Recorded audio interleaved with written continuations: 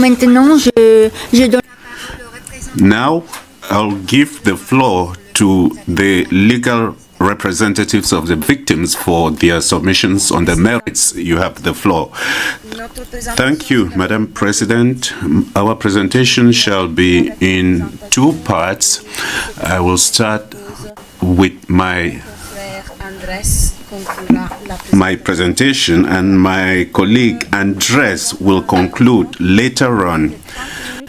And just to be sure, I have 30 minutes. Is that correct? Answer correct. Thank you.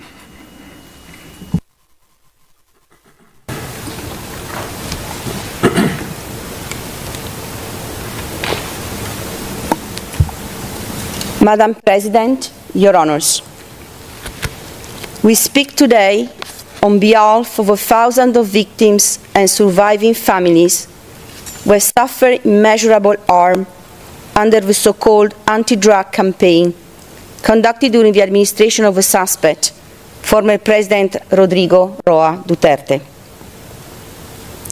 We speak for families who cannot be here, mothers who buried their sons, children who lost their parents, the spouses who now raise families alone, and communities that have lived for years under fear and silence, and that continue to bear the consequences of violence that swept through their neighborhoods like a storm.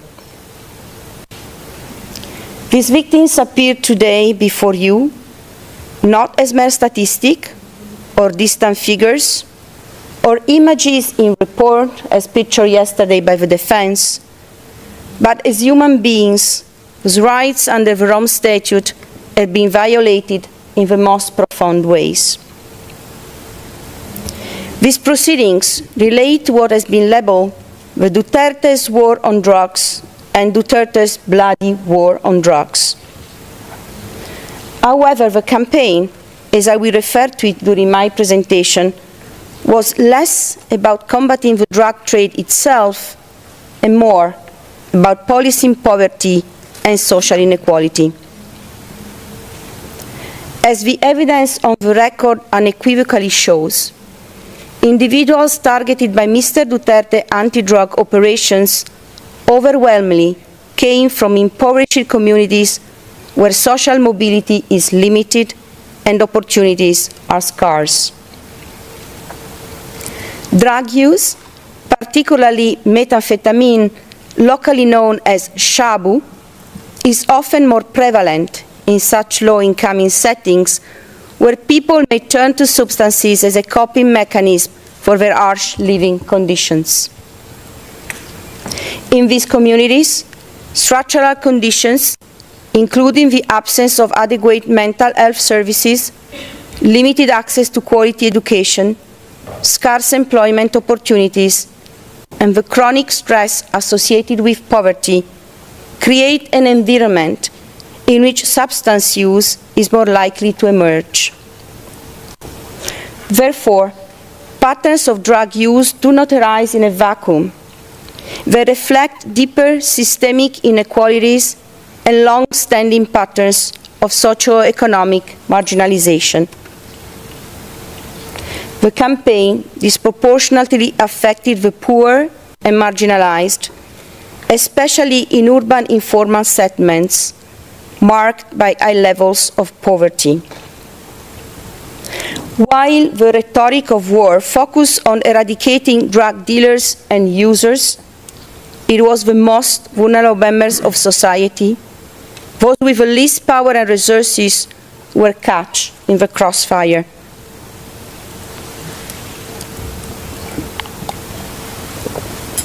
A significant number of the ones killed had little or no criminal history and were often accused of minor drug-related conduct or perceived drug use by the authorities.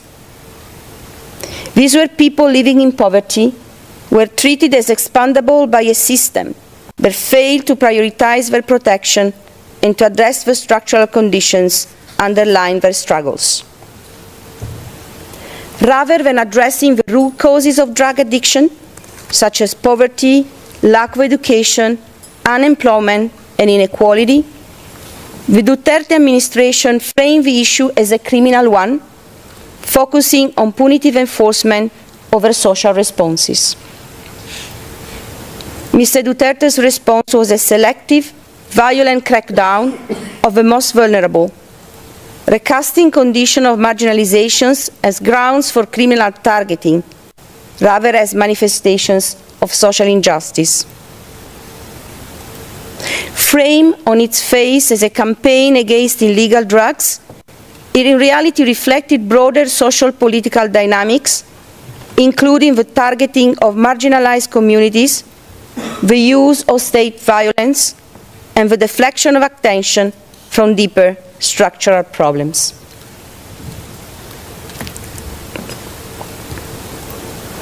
Mr. Duterte is charged under Article 7(1)(a) of the Rome Statute with the crimes against humanity of murder and attempted murder allegedly committed between 1st November 2011 and 16 March 2019 in or around Davao City during the period in which he was mayor of the town, and across the Republic of the Philippines during his term as president of the country.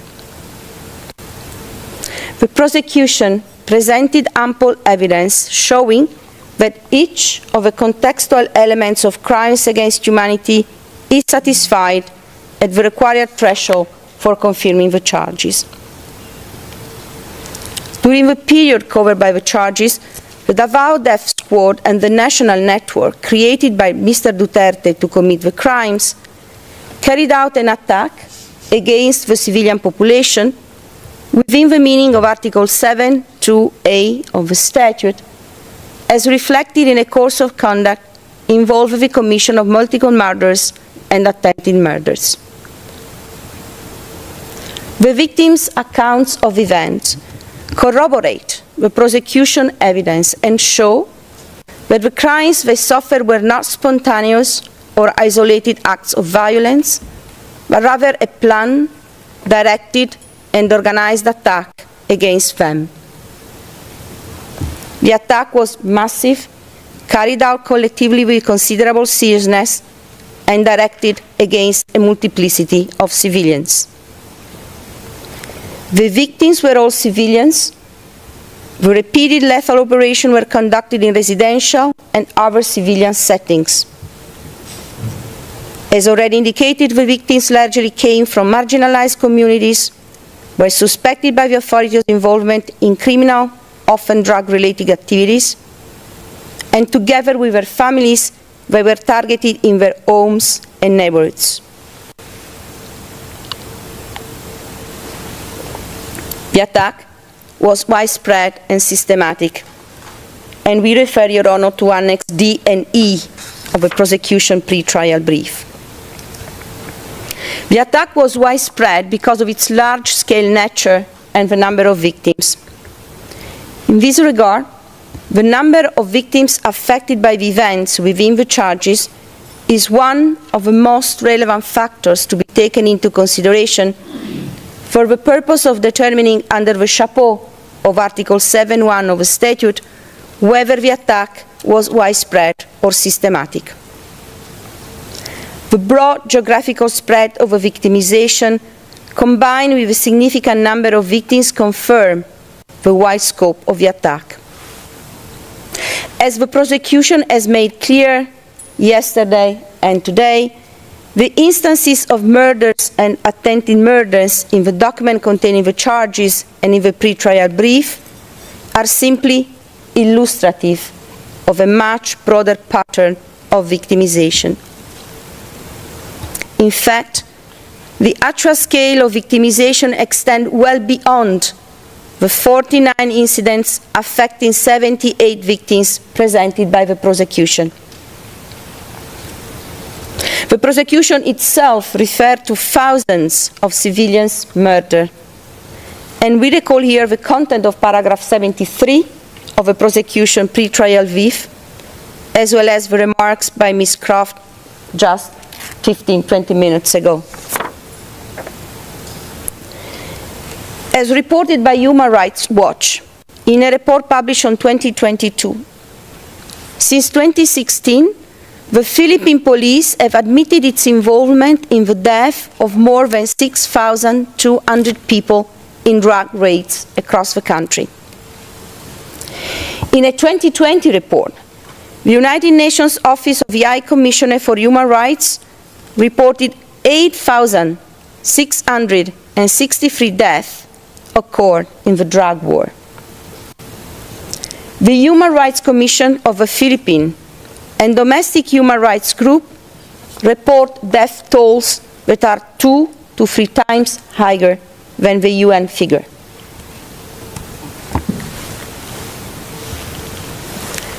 The attack was also systematic, well-planned and well-executed, following a standard modus operandi. In many cases, it began with an individual receiving a visit or a phone call from an official from the local barangay, informing them that they were on a drug watch list drawn up by barangay officials and the police.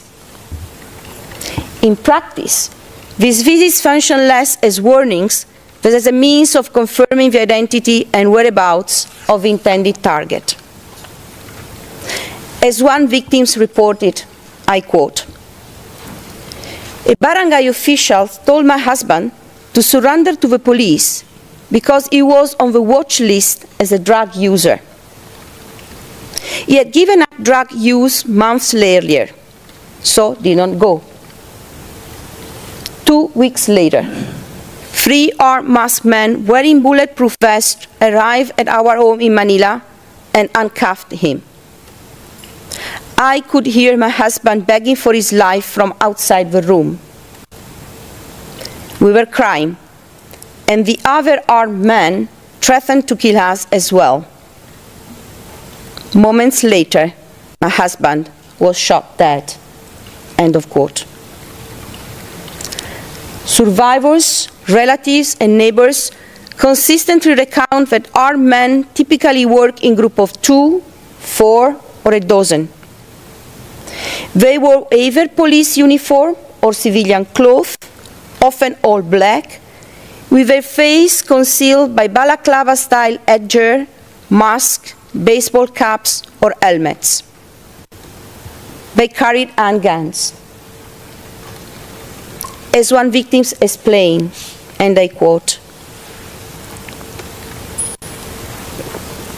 "On 6 June 2017, at about 9:45 in the evening, I was at home with my husband, and our children were sleeping upstairs.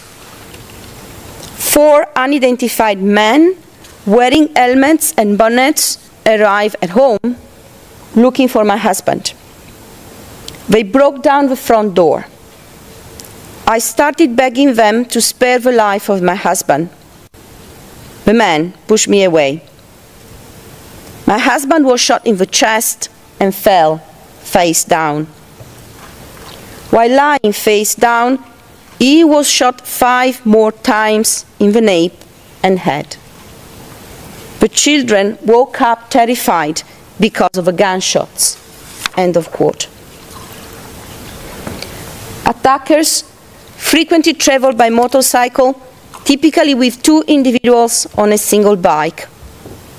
Often a van, invariably white or black, and at times bearing markings associated with police vehicles was also present. They banged on doors and barged into rooms. The attackers did not identify themselves or provide warrants.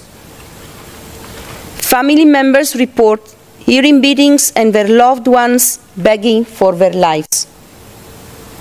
And I quote again from the recollection of one of the victims. 5 masked armed men broke into our house in Bulacan province where my father was playing cards. We could see him kneeling in a surrendering position. The men grabbed him and slammed him into a concrete wall several times. And then, just they throw him outside. We saw the shooting. We were just there. My father's face was bleeding from being hit, and he was begging them for mercy when he was shot. End of quote. Another victim explained, quote, my father collapsed to the floor but still tried to move, begging for his life. Yet the man continued shooting him. I couldn't count how many times I was so afraid. We also heard successive gunshots from outside. Later we found that also 2 of our neighbors were killed. End of quote. The shooting could happen immediately, behind closed doors or in the street, or the victims would be taken away by the gunman only for shots to be heard minutes later and the body to be discovered by local residents. At times, bodies were dumped elsewhere, sometimes with hands tied or heads wrapped in plastic. Relatives typically found them after being alerted by policemen or by the neighbors.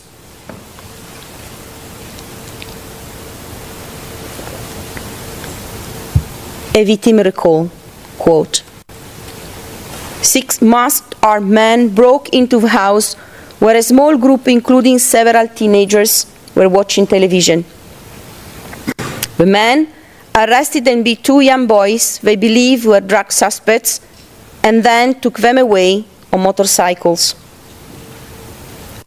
A half hour later, after hearing from a uniformed policeman, we, referring to the relatives, rushed to a nearby bridge to find their bodies, both with gunshot wounds to the head, their hands tied with cloth. The gunmen were still at the scene, while uniformed police cordoned off the area.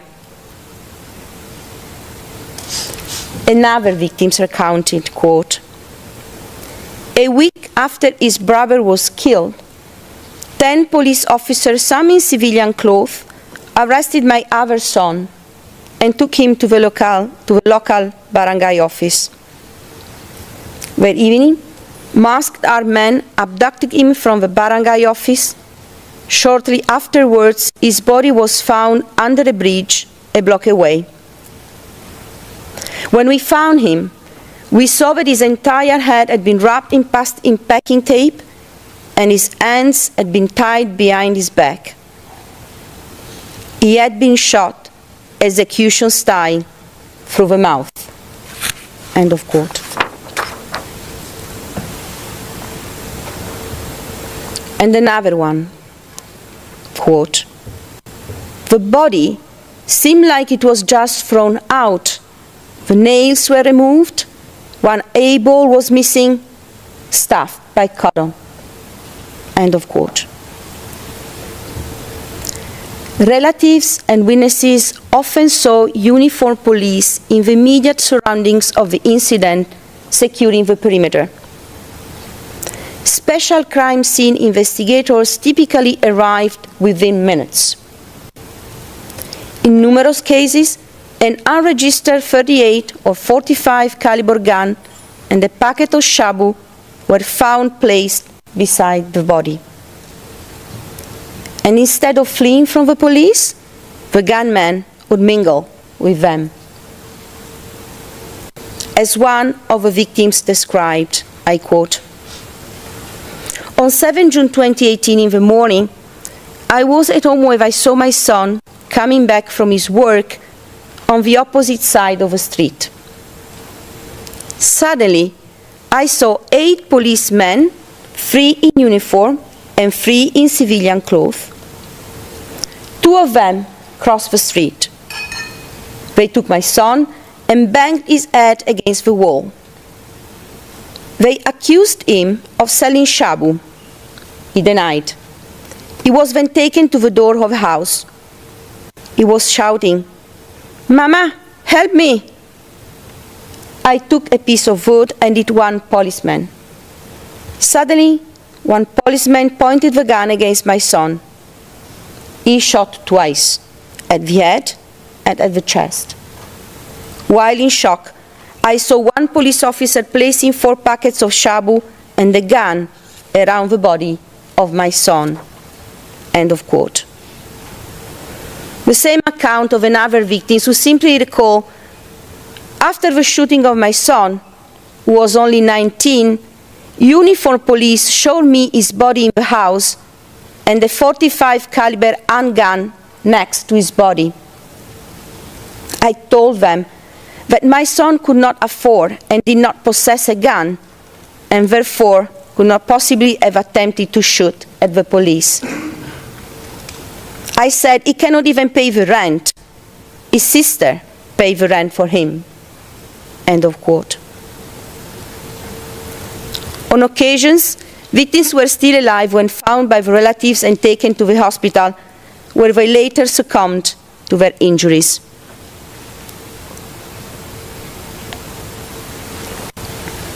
Survivors recount the terror and enduring feeling of still being hunted as follows, and I quote, "In September 2016, a police officer pretending to be a commuter boarded my tricycle. He asked me to pass by the police station. There, I was stopped by a group of men who turned to be police officers. I was taken to the precinct, beaten, and forced to reveal the identity of drug pushers. I didn't know. Later that evening, I was taken to a dark place and shot multiple times. Despite the injuries, I managed to escape and save my life. I still have the consequence of the injuries, and I feel deep sadness, anger, and fear of being catched again." End of quote. Another survivor explained, quote, "They killed my 4 friends kneeling and defenseless. I heard a barrage of gunshots, voices, and one officer saying, 'Let it be. Let's say they fought back and let's leave the evidence.' I lay next to one of my friends pretending to be dead. When the armed officer left, I crawled out of the room and headed towards the edge of a ravine. Holding my chest with one hand to stop the bleeding, I slid downwards and fell to the creek bed. I crossed it, climbed the hill on the other side, and walked toward the highway. There, I encountered someone I knew and desperately begged for help." End of quote. Although the charges concern only the crimes of murder and attempted murder, victims' accounts also reveal widespread acts of torture, ill treatment, and rape. Young people were particularly exposed to torture and cruel and inhuman treatments, including unlawful arrest. A number of victims participating in these proceedings were minor when they were attempted to be killed, and a number of victims participating in the proceedings recount the killing of their nephew, son, cousin, who was under 18 at the age of killing. And this morning, Mr. Jeremy provided the example of Kian de los Santos, who was 17 at the time of his killing. Reported forms of torture include beating, kicking, slapping, blows to the head, electrocution, and death threats. On several occasions, law enforcement officials used arrests, inclusion in the drug watch list, and drug-related accusations as a tool of coercion to perpetrate rape and other forms of sexual violence. In September 2018, a young boy was taken by the police and brought to the precinct. His mother recounted, I quote,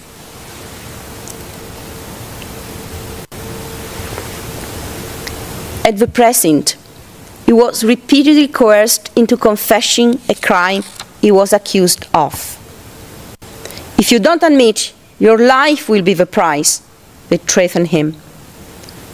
When he refused to confess, he was beaten with a gun and electrocuted.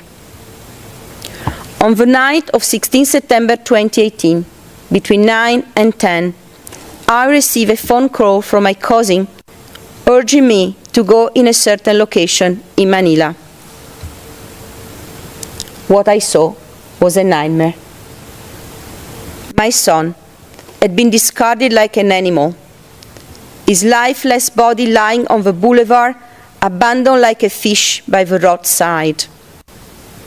I rushed to the scene, but I was blocked by the police. I was not even allowed to touch or embrace my son's body. Even in death, my son was not treated with dignity. It was like they just threw my son out like a pig. I finally found him at the funeral home where I had to pay to recover the body. I had nothing. I was bargaining as if I were buying fish. In the end, I paid approximately 45,000 pesos to take my son's body for burial. Now I wonder, will justice ever be served? Excuse me, Counsel, you have 5 minutes left.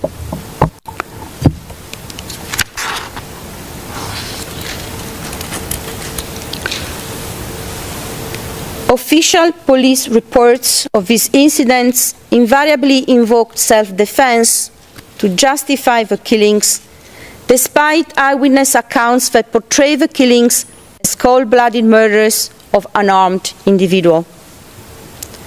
To bolster their claims, the police routinely planted guns, spent ammunition, and drug packets beside the bodies. While these official accounts contrasted markedly with the ones provided by relatives, they were notably consistent among themselves, typically characterized the incidents as by-bust anti-drug operation, differing little besides the names, places, and dates. The victim was invariably described as a dealer who attempted to sell to undercover officers conducting a buy-bust operation. Specialized local anti-drug units, called Station Anti-Illegal Drug Special Operation Task Units, were usually involved. According to the reports, the victim, after being put under arrest, often uncuffed, allegedly pulled out a weapon and sought to shoot the police. In every case, the victim was killed, and none of the arresting officers were armed. In most cases, the police reporting having found shabu on or near the victim's corpse, and sometimes a gun. Often, after the killing, the bodies of the victims were brought directly to the funeral parlors. Families then had to start their calvary to find the body of their loved ones, and they had to pay high fees to retrieve the bodies. R/50082/25 had to sell the house to be able to pay for her brother's funeral and burial. Sometimes the bodies were instead left on the street or thrown into the water in a plastic bag. I believe it's a good time to stop for the flow of the speech. Thank you very much, Your Honor. Merci beaucoup, Maître. Thank you very much, Ms. Masida. The hearing is now suspended, and we shall resume at 2 p.m. Thank you very much.